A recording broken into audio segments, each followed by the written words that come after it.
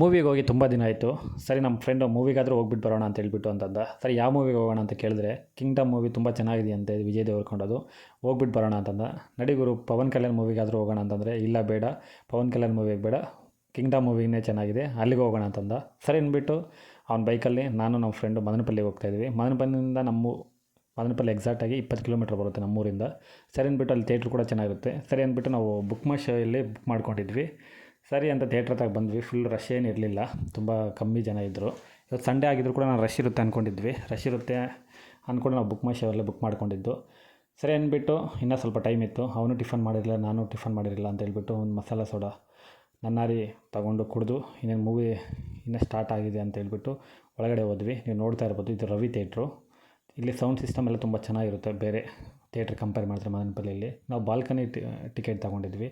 ಸರಿ ಅಂದ್ಬಿಟ್ಟು ನಾವು ಎಂಟ್ರಿ ಆದ್ವಿ. ಎಂಟ್ರಿ ಆಗಿದ ತಕ್ಷಣ ಆವಾಗಿಂದೇ ಸ್ಟಾರ್ಟ್ ಆಯಿತು, ಆವಾಗ ತಾನೇ ಸ್ಟಾರ್ಟ್ ಆಯಿತು ಮೂವಿ.